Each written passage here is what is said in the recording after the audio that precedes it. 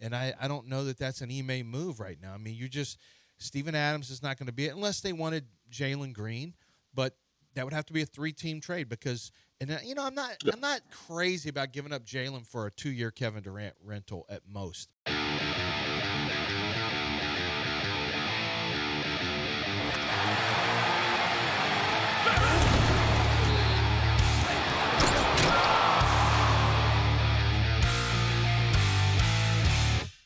Steven Adams, 3 years, $39 million. What do you think?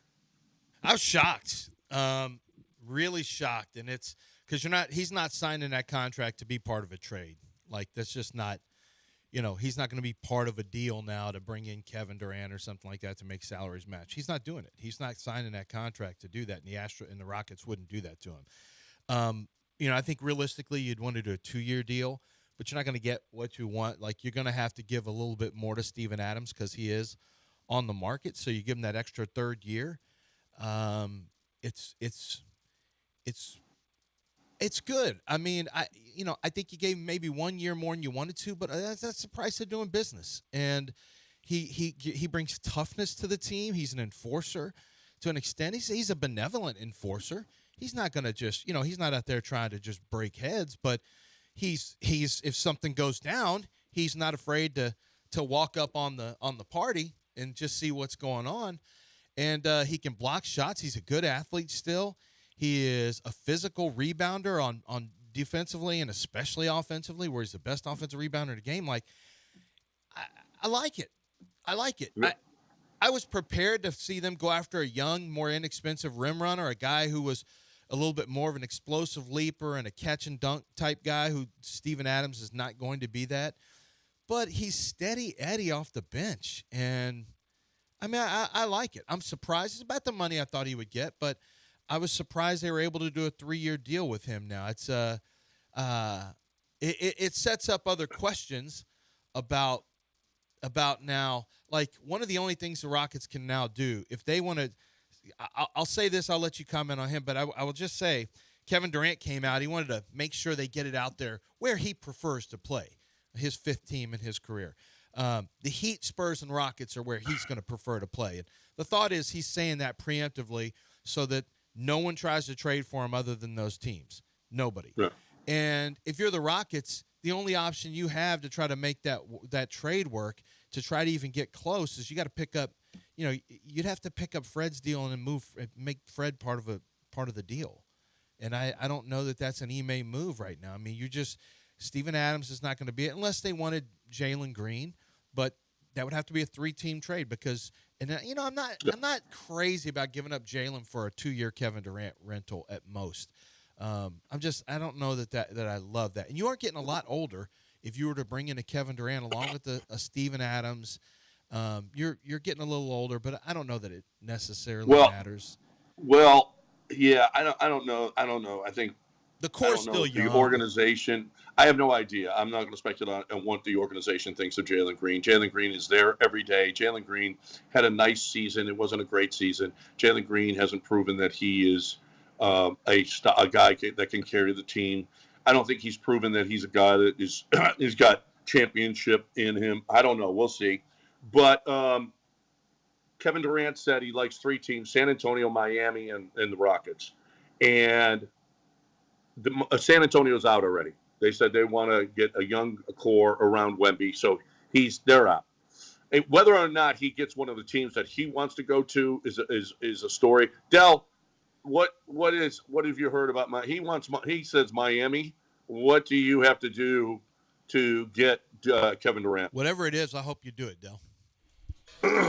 Well, Miami's not giving up their best young player in Khalil Ware, so a lot of teams in this mix aren't giving in to what Phoenix may want. So that's why this is probably taking longer than some people thought, because I think Sham said now it could happen obviously today. He said it could happen in the next couple of days. He said that on Friday. But Phoenix is looking for things that teams aren't willing to give up. And I understand the Kevin Durant aspect of it. Yeah, he's on his 15. But Phoenix started this. They brought this upon themselves because they really wanted Jimmy Butler. And then when they realize, late that they can't move Bradley Beal, then they say, you know what? Okay, we'll move Kevin Durant to bring Jimmy Butler in. So they ended whatever relationship between them and Kevin Durant when they openly tried to trade him before the trade deadline. So now this is what they have to figure out because they can't bring him back. I think this is a thing where the Phoenix won't get nearly what they gave up for him. No. And the best thing they may be able to get is tax relief, salary cap relief, which the Heat can provide because they have a partially guaranteed contract that they can send Phoenix's way. Maybe a first-round pick, maybe a young player, but not even a team's best young player or even close. They're going to get probably pennies on the dollar. You cannot bid against yourself if you're the Rockets or anybody. Kevin Durant has limited the amount of teams. San Antonio just took another team out of it. So if you're the Miami or Houston, you got to say, hey, we're not. And that's what the Houston thing concerns me because of the salary match. It makes it tricky because you're matching salary to try to get close to Kevin Durant's salary. You're giving away players you don't want to give away for a short-time rental, for a Kevin Kikuchi. Well, here is Tim McMahon. Tim McMahon was on with Wendy, and he said Tim McMahon is saying the same thing, the same exact thing that I don't know that either Miami or the Rockets are prepared, and he speaks specifically to the Rockets, are prepared to give Phoenix what they want. You know, I know I'm best sourced in Houston. I think they would really like to have Kevin Durant at what they consider to be a reasonable cost, which I don't think the Suns would consider he's on sale. To be an appealing return. He's not on sale. Well, he's going to have to be on sale because they're going to find out they're not getting what they. Listen, you got a couple of years left with this guy. A couple of years. Well, you cannot mortgage the future for a guy that you only got a couple of years. No, you can't. No, his value is not the same as when they acquired him. Did you see what? Who was it? And the Rockets don't have any bad contracts to offload. That's the thing. No. You don't really have bad contracts. No. I mean, unless you consider Fred one, you pick him up, but I don't. That's not really. That doesn't fall into the bad contract category. It's a 1-year deal. Did you see that? I think it was Bill Simmons. It was Bill Simmons or somebody said this weekend that Isaiah Thomas is the man behind the scenes with the Suns. He's involved in Zoom meetings. Zoom meetings with coaches. Oh, holy my God. crap. Considered one of the worst, behind Jack Easterby and Bill O'Brien, considered one of the worst executives in the history of sport.